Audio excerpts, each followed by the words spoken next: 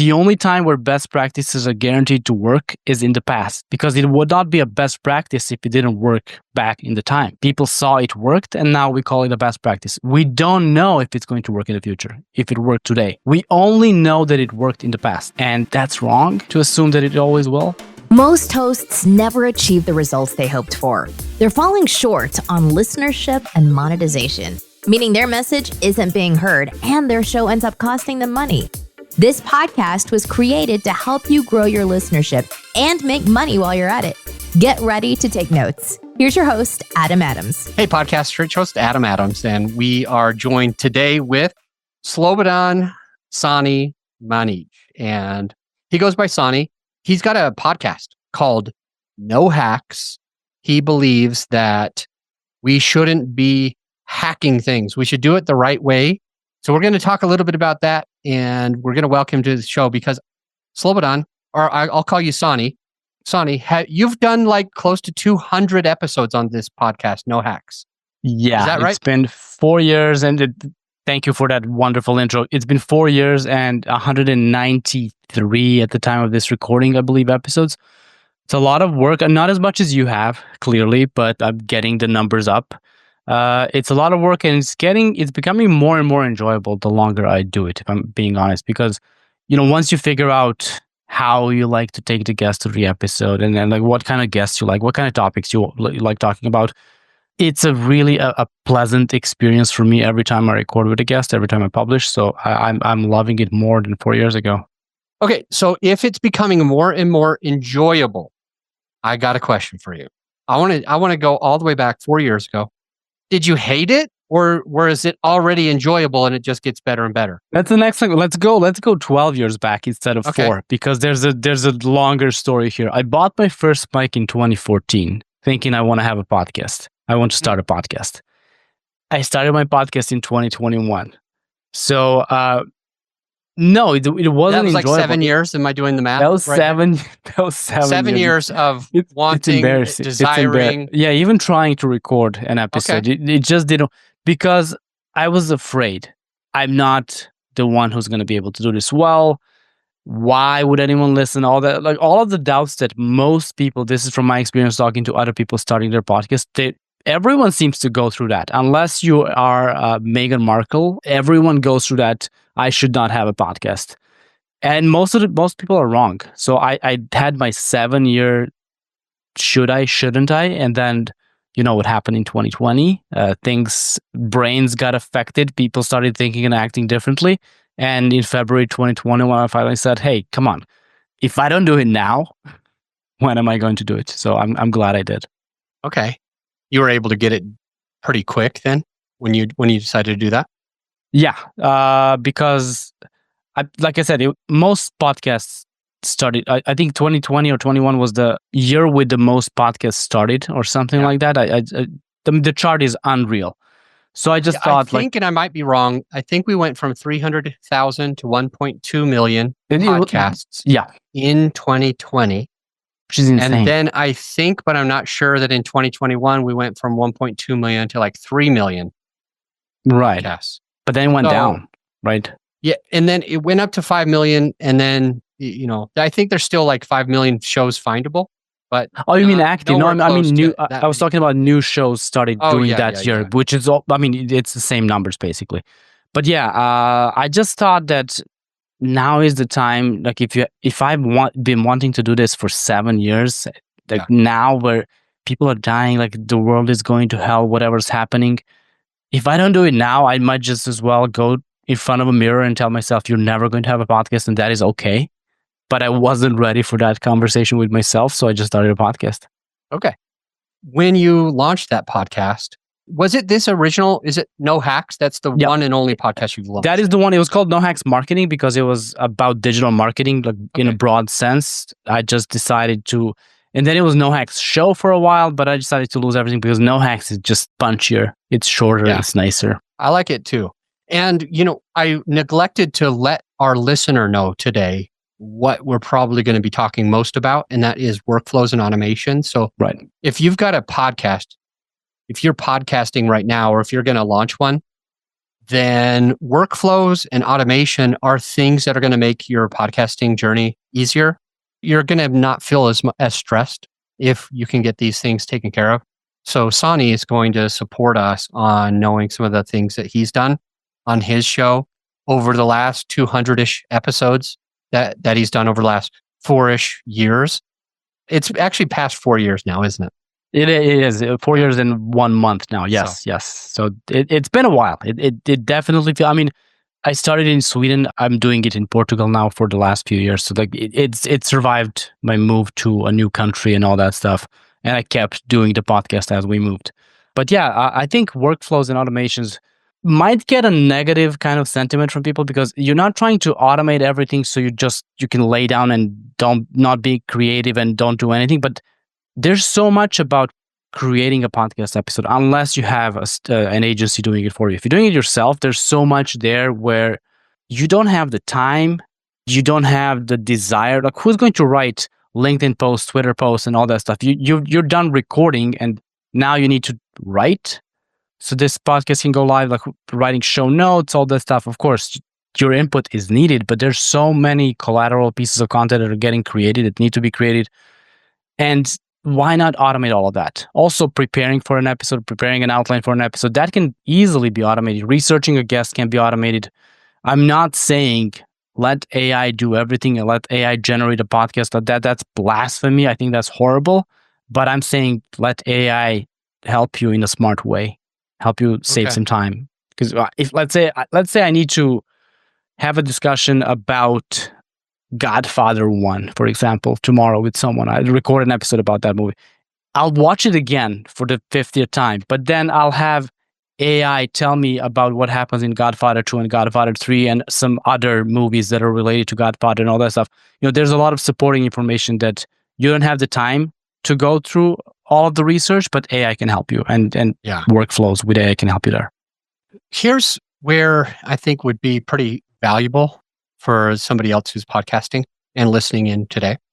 For that person, I want to maybe ask you, Sani, to consider perhaps the top 4 or so, give or take, pieces of the podcasting that can be automated. You've already mentioned a bunch in passing.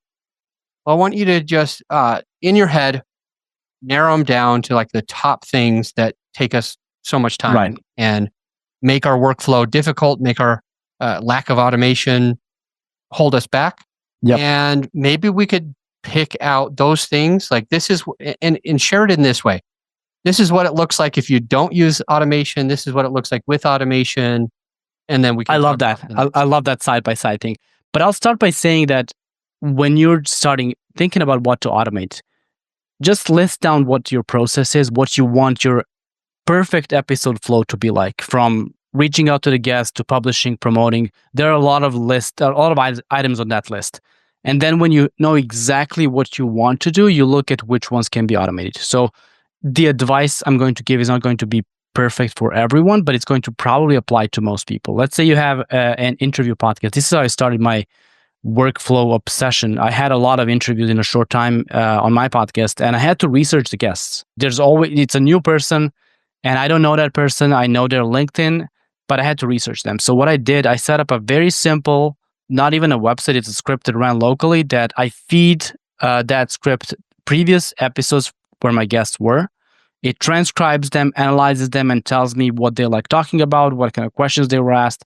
So I'm doing research. I'm researching my guests and learning about my guests from those transcripts, and I'm learning about the guest, and I'm getting ideas for what to ask them without having to listen to 5 hours of podcast interviews. Nothing wrong with that, but I don't have the time. Back then, I didn't have the time.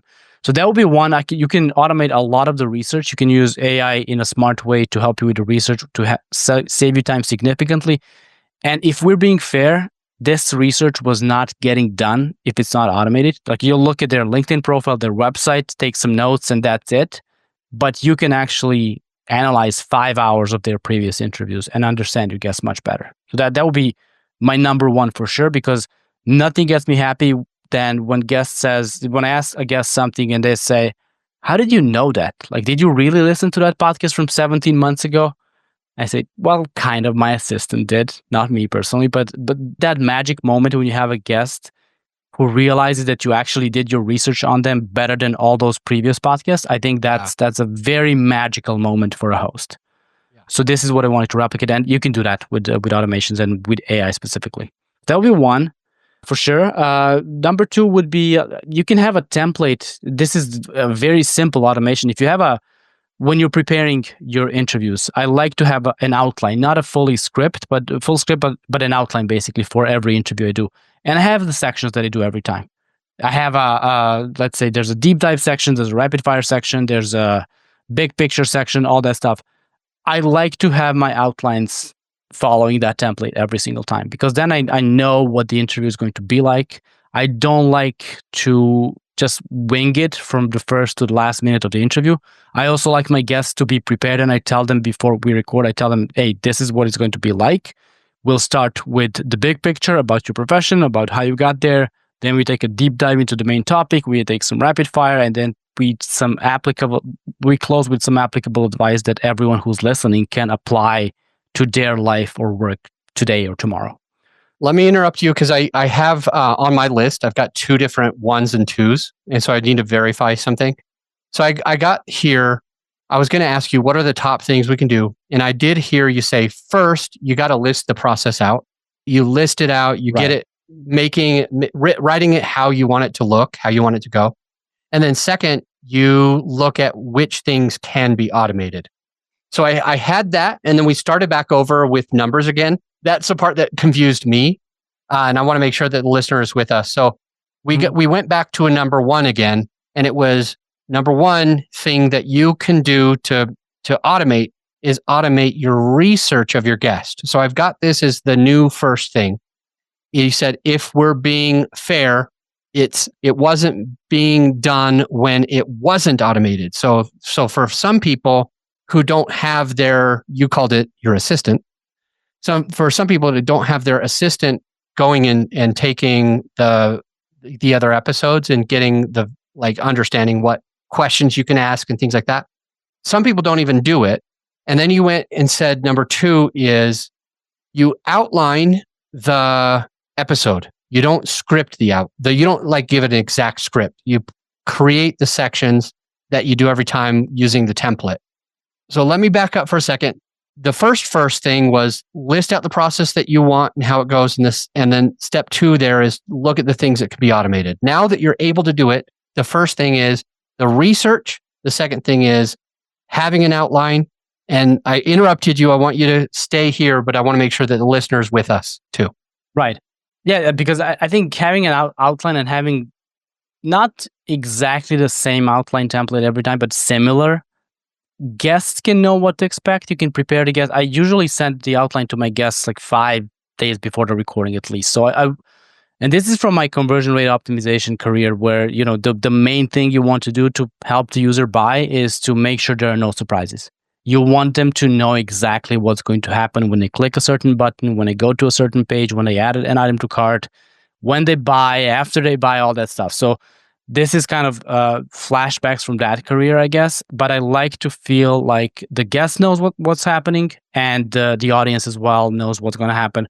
And that means having not the same outline, obviously, and yet never a script. Like for an interview podcast, never do a full script. That's going to be horrible, robotic. It just doesn't work. I tried once, it doesn't work.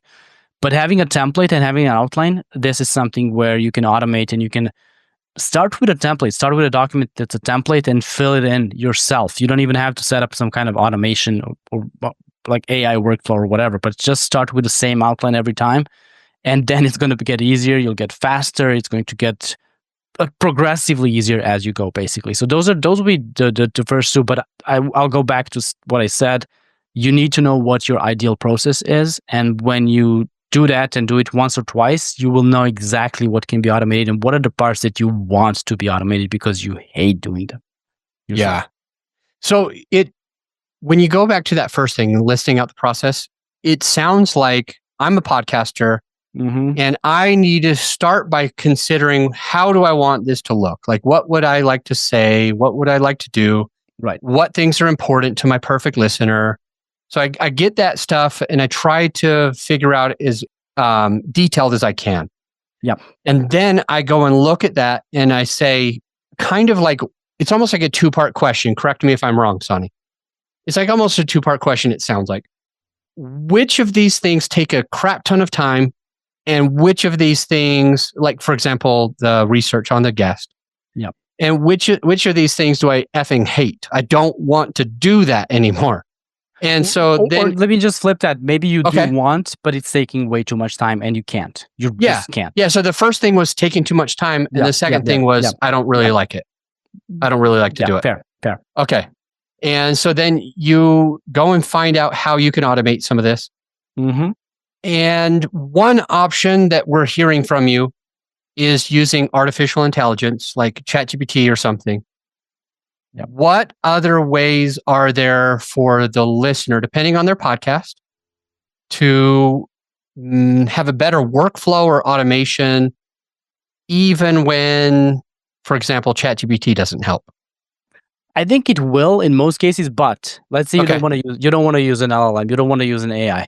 You can sign up for something like make.com. So it's make.com. It sets up workflows that can have all kinds of conditions and all kinds of different steps inside them. So for example, you can have a workflow that says, when I add a guest to this spreadsheet, use that information to email them automatically and tell them, welcome to the podcast. This is what it's going to look like. And then you can set up the next step. 7 days later, send them this or do this. I'm not going to go into the details of what that automation is going to be like. It's going to be different for everyone, obviously. Yeah. But if you don't want to mess with AI, but I think you should. I think everyone should just go to ChatGPT or Claude interface and just start asking it. Hey, if I wanted you to help me with my podcast, I'm struggling with this, this, and this. What kind of ideas do you have? Like, how can I automate some of this? And more often than not. Wait, say that again. Like, say it even slower. So, because I want to make sure that we are taking notes. And I'm going to say hack, even though it's no hacks, the podcast. The best advice with working with AI is when you want it to do something for you, my first prompt, unless I really know the matter, my first prompt always is, I want help with this. What do you need from me to give me the best possible response? And it will give you a list. It will give you a list of exactly what it will need. Like, do you want this kind of tone? Do you want this? Are you tech savvy? Are you familiar with this? And then you just answer the questionnaire that AI is asking you. And the response is going to be so much better and more actionable that you'll never go back to the old way of just asking it straight away. Okay. I guarantee you that. So I go to ChatGPT. Or what was the other one that you mentioned? Claude, ChatGPT, whatever. Yeah. And I say, for example, I'm feeling stressed out about my podcast. My podcast is taking me a lot of time. The things that are taking me the most amount of time are my editing process. Right now, I'm spending about 12 hours of my own time editing my own show. Secondarily, I don't know how to get it in front of the right people. So I still have just 100 downloads per episode. And third, when someone comes on my podcast, they don't always know what to ask. So I might just like tell ChatGPT what's really going on, like my therapist. This is what I need. This is what I'm stressed about. This is what's holding me back. This is what I don't know how to do. Yep. Can you share with me some ideas to streamline my process, make my workflows easier, and any software or GPT that could be out there that could help me automate some of this to make it so that I don't have to spend 15 hours and a whole bunch of stress on my thing. You say something like that. As simple as that, yes. As honest as you can. Yep. And it will start giving you ideas. Yeah, I mean, let's say the other version of that prompt would be, hey, can you help me automate my podcast?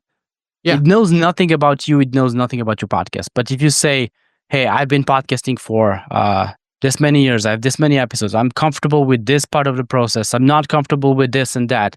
What, if you were me, what would you try to automate or offload or like whatever? So be as detailed. Let it know what where your skills are and when your skills gaps are. and it will help you better than if you just ask it to help you automate the podcast. And that's what people try, not just for podcasting, but can you help me write a LinkedIn post for me? And then it writes some AI bullshit, like clear bullshit, and people say, yeah, AI is dumb, like it's not ready yet. No, your prompt was horrible. And you didn't stand a chance. Hey, my friend, as you know, this episode is sponsored by my company, GrowYourShow.com. We want you to be able to have the best tools at your disposal without costing you a whole arm and a leg. So right now you can get a free list of vetted equipment that like mics, mixers, webcams, sound treatment, editing software, everything that you need. I created the whole PDF with direct purchase links just to save you time and money, to help it be more convenient for you. So this free PDF will help you skip all the guesswork. If it's on there, it's vetted and approved by yours truly. And if it's not on there, it's probably not worth the money. So go ahead and get yours at growyourshow.com/PDF. Let's get back into the show. Yeah, I've been using ChatGPT a lot for creating articles and helping me figure out content.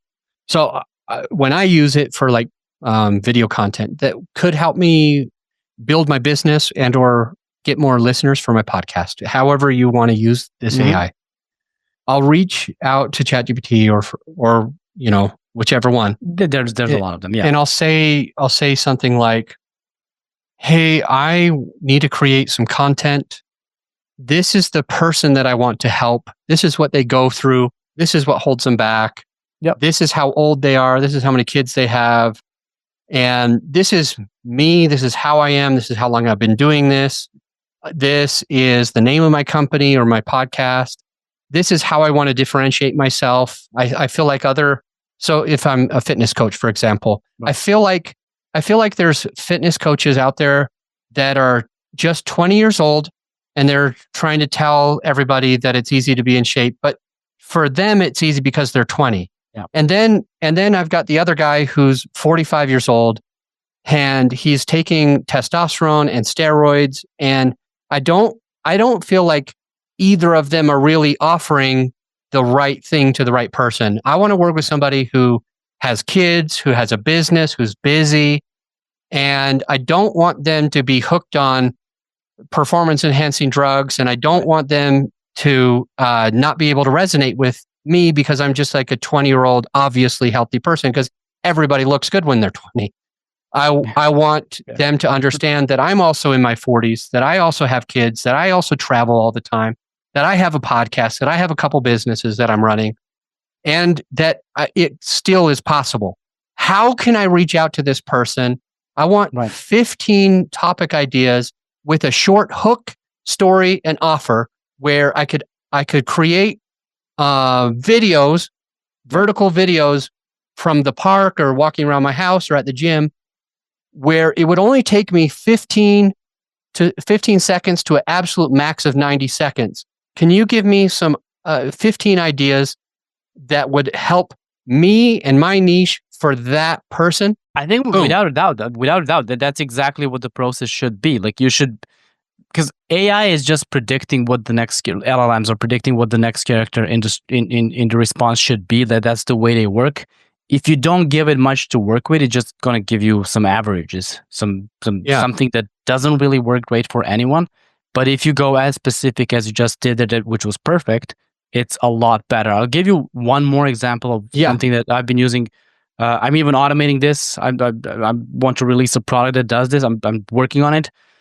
When I want to write a LinkedIn post based on my episode, for example, I would give ChatGPT the transcript and I say, hey, can you write a LinkedIn post? And I say, no, I didn't want it like that. I want it like this. No, kill the emoji. Everyone who's done ChatGPT has done the back and forth. But if I start by saying, I'll give you a transcript, I want to write a LinkedIn post.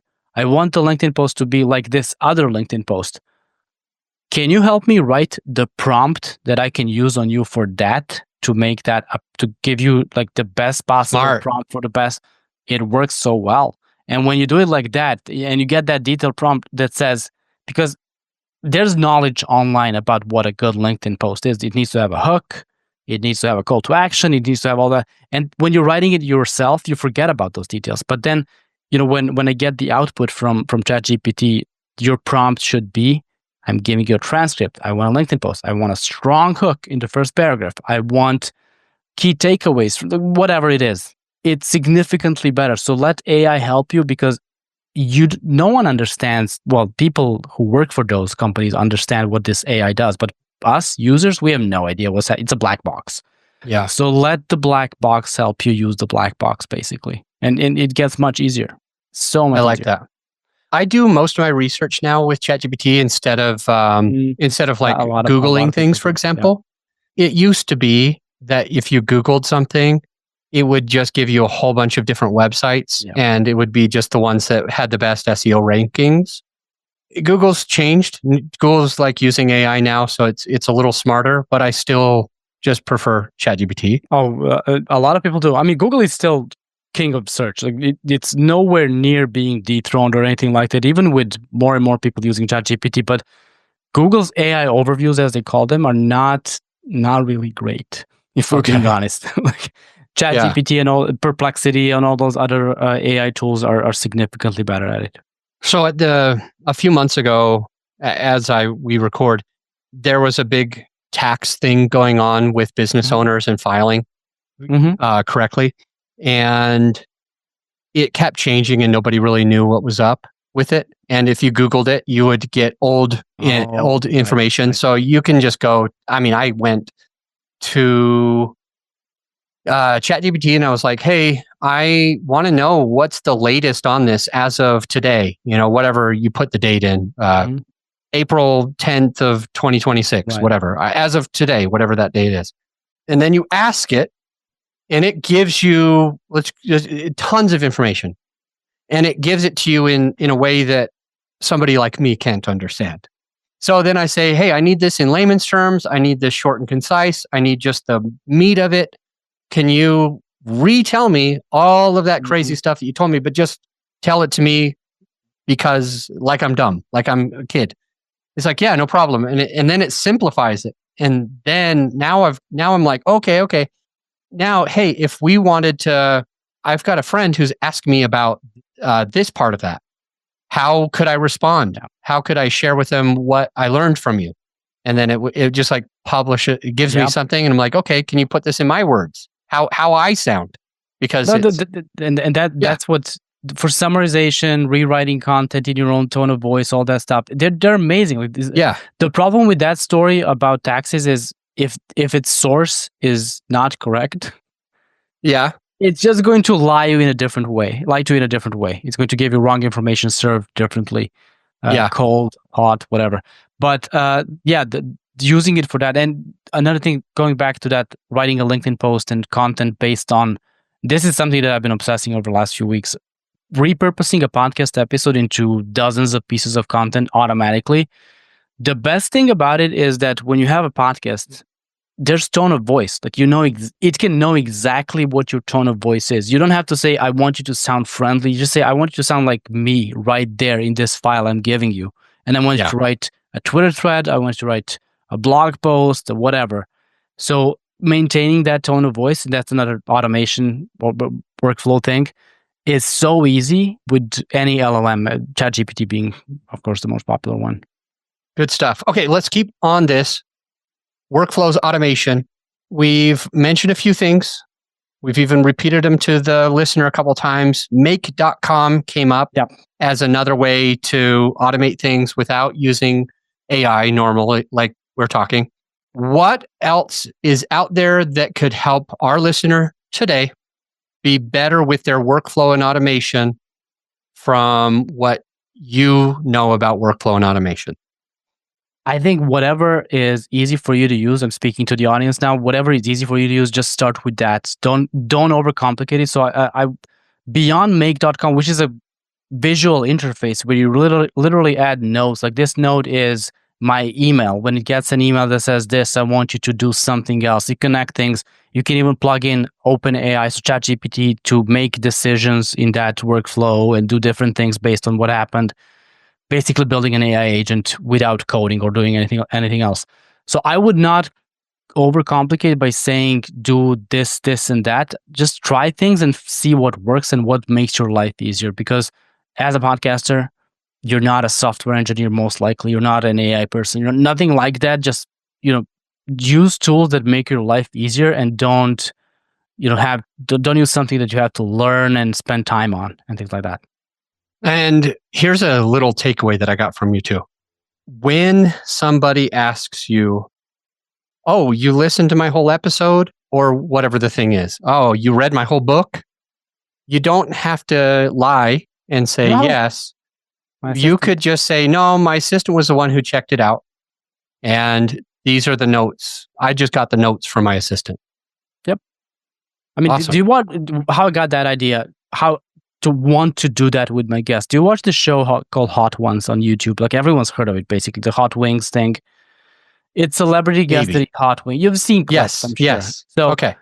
They have the best research team, I think, in the world, where they ask a guest a question that's something from 15 years ago that nobody knows. It's not even online. And every episode, they have a moment where the guest just screams, how do you know that? You can do that kind of stuff for your guest if you're a podcaster. You don't have to listen to every single interview they did. But if you say, hey, you went on that smaller podcast 2 years ago, and there was something really funny you said. And, they will their eyes will light up. I've tried this so many times. Their eyes light up every single time. Interesting. Huh. Well, I'm curious. I'm curious what would happen if I asked it about you. Should I try? Didn't do many guest appearances, but yeah. Basically, you have to transcribe their episodes and just feed any LLM those transcripts. So there's some work unless you automate it, but I wonder what it would say. I have no idea. I haven't tried it on myself. Yeah, I don't know if I show up either, which would be interesting. But it's pulling up. It's currently pulling up your LinkedIn. It pulled up your podcast and something else. And it's talking about the co-founder at Web Performance Tools. That would be me. Yeah, that's fractional chief growth officer. That was me. Oh, okay. No Hacks podcast from 2021 to present. Growth strategist. There's a ton of information. It gives me your LinkedIn, I've been working your Instagram, your personal website. Digital for 17 years. So there's a lot of trails that I left over the years. Good stuff. Cool. And so I'm going to ask it real quick. What are 3 unique questions I can ask him? Let me type this in. Right. What are 3 unique? That'll be interesting. Yeah. Questions I can ask him on a podcast interview. And I'm going to say for other podcast hosts. Mm-hmm. We'll see what it says. It's thinking, here are 3 unique thought-provoking questions you can ask Slobodan, Sani, Manić. Say it for me. That was good. Manić. That was good. Manić. Yeah. Okay. Awesome. Manić. Yeah. It's easier than I was making it. Okay. I know.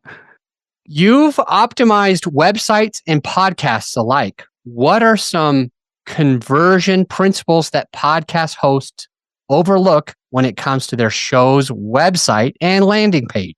A website and landing page. I mean, the number one principle always is what you know about your website, about your podcast, other people, I guarantee you they don't. So don't assume that people will know. Always explain, always speak in simple terms, and make sure that there are no assumptions at all. I mean, someone lands and you assume that they know what the podcast is about. They have no idea. Why would they know? Unless you are some huge podcast, they don't know. They don't know. Most people will not know. So don't make any assumptions and always explain everything.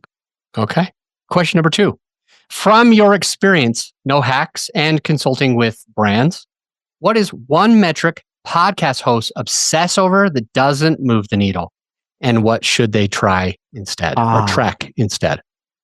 I have no idea what other hosts obsess over. I have no idea. I'm sorry. Okay. We'll try the third one. These are interesting. And I like that. I like that we could do this in real time. Yeah. Like for our listener today. You've worked with big brands like Instacart and built tools like Podpacer. What is one A/B test, mindset, or experiment every podcaster should run this year? Wait, is it A/B test? What is it? Mindset, experience? Which one? It's all three. It's what's something that's either a split test, a mindset, or experiment that we should mindset. run. The mindset. This is also from conversion rate optimization. You don't know. Like everything you assume you don't know until you test it and prove it. You just. It's very. What's the word? Like egotistical to assume that you know things that you don't. Can I give an example of that? Yeah, please. Yeah. Okay, so you're saying you don't know unless you know. And there is lots of information, we'll call it about avoiding carbohydrates, for example. Right. In the fitness, like carbs are not bad for you, but everybody's like, hey, you have to, the only way for you to get this or that is to avoid carbs. And there's just bad information. And then when it comes to podcasting, I hear this happen a lot. Somebody, and I don't know when this happened the first time, but people continue to regurgitate bad information, which is that your episode needs to be 20 to 30 minutes because it needs to be the length of the average drive. And if you, and that is all ego, that is all like assumptions, that is all believing some dummy who thought that too. But real quick, 5-minute episodes can be just as valuable as 30-minute episodes, just as 1.5 hour, just as, and I had somebody on this podcast talking about how he usually has 4 to 5 hour podcasts that are about 4.5 hours. And one day he had a podcast episode that was 3.5 hours, and a lot of people reached out to him and said, "What gives, man? Why did you cut it short this time?"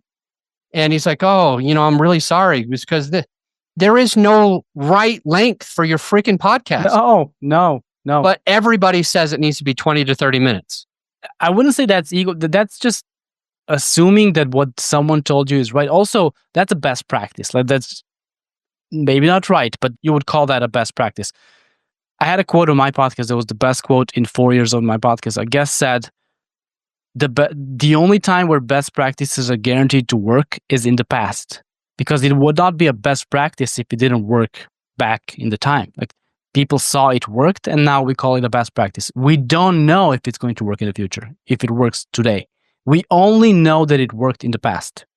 And that's wrong to assume that it always will. Maybe try it, but I don't know. I love to run. Like I run a lot, and I have podcasts. Depending on how long the run is, I choose my podcast I want to listen to. Sometimes it's a 40-minute podcast. Sometimes it's an hour and a half, 2 hours, depending on how long I want to go. So to say that even for one special activity, listening to a podcast, it's not the same length every time, I think it's just completely wrong. Yeah. Good stuff. Anything else you want to share with a brand new podcaster on this episode?